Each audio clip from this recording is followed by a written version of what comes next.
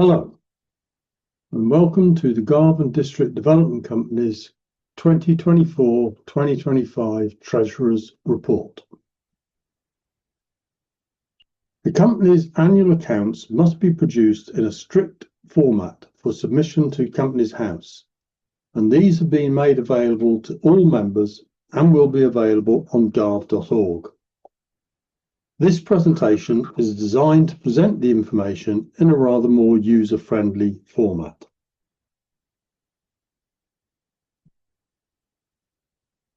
The total funds include surplus carried forward from 2023-2024 to provide a true reflection of expenditure during that period. It is worth noting the level of external funding here.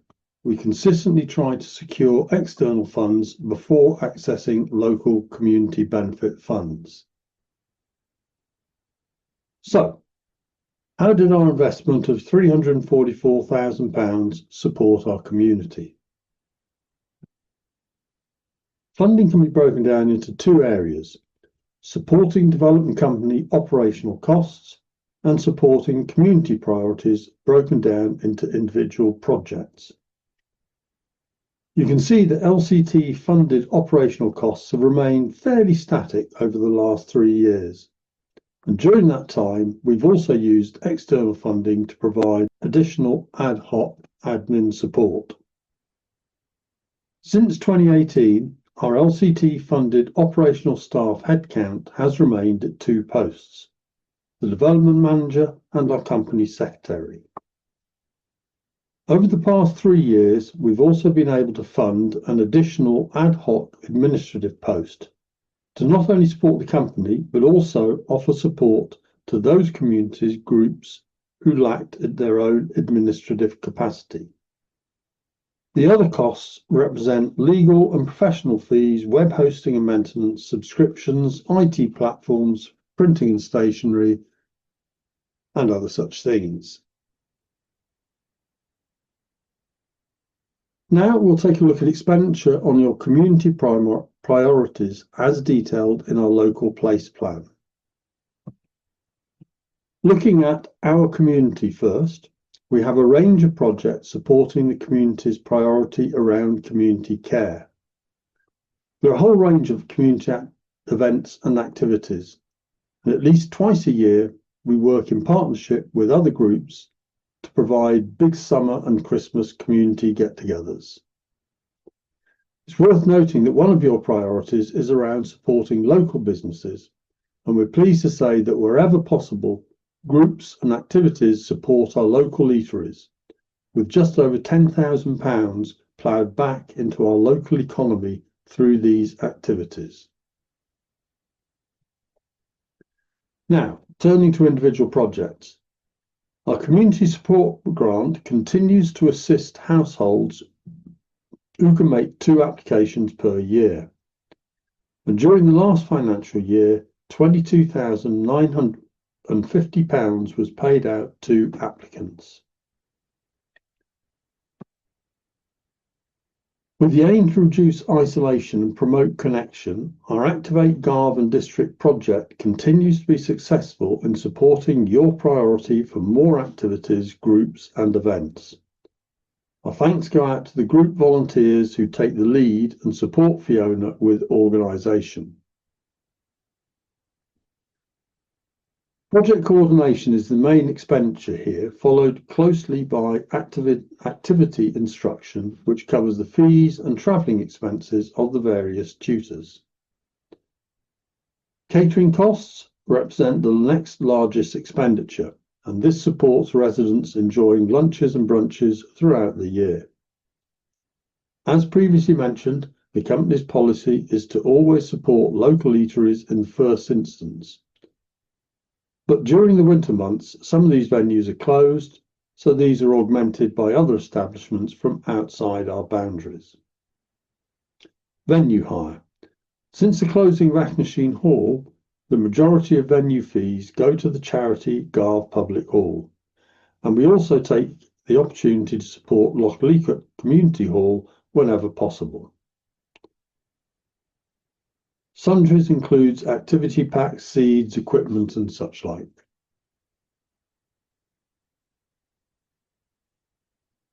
In 2024, the community enjoyed a fantastic Christmas lunch with over 60 residents in attendance in a joint effort between the company, LCT and the Garve Public Hall trustees.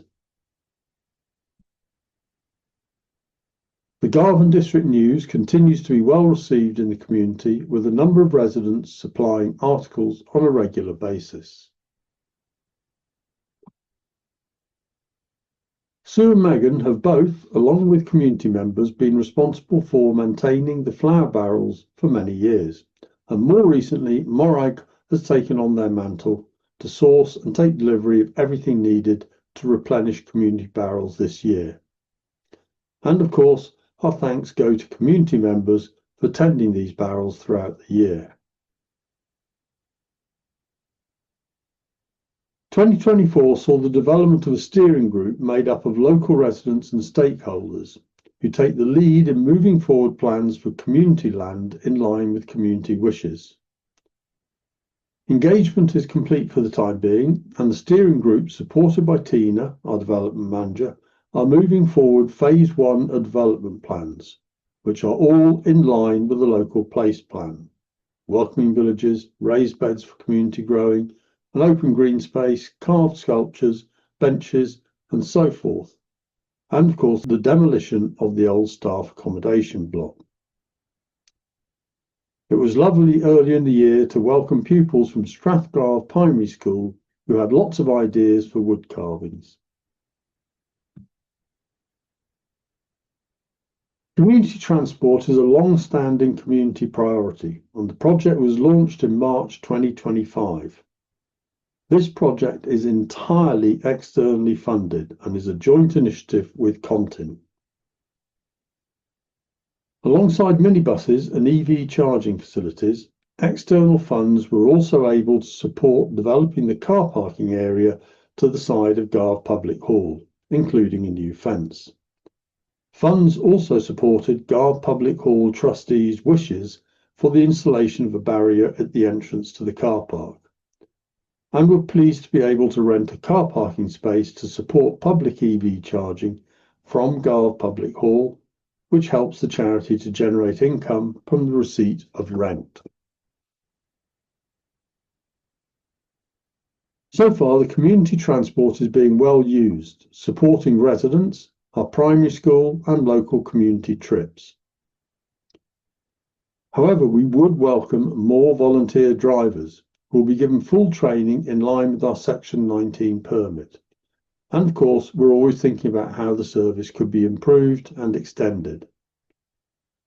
At the moment, our records show that the majority of members signed up are from Garvan District, and the majority of journeys taken by Garvan District residents.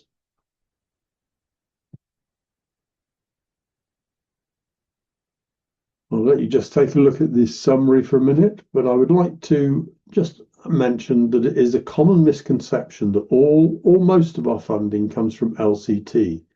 But as you can see, this year, more than half has come from other sources of external funding.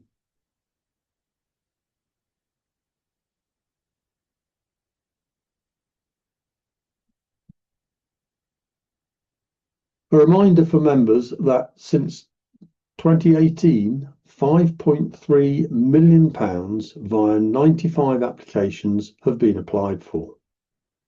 Sadly, we haven't been successful with all these applications. Just over 2 million have been unsuccessful, but around 2.5 million has been received from LCT, including just over 1.2 million applied for on behalf of other community groups where our officers have assisted with their applications. And as mentioned before, we always look for external funding opportunities beyond LCT, and to date have attracted £701,000 in external funding to the area.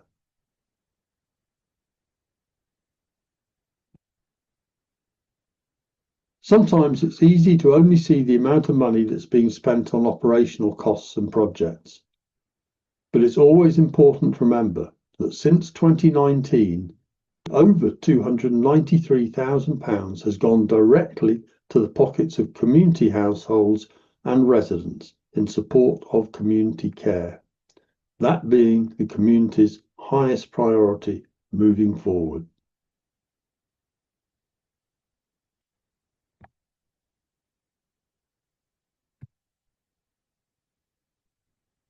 We would now like to ask members to vote to accept the 24-25 accounts, and thank you for your attention.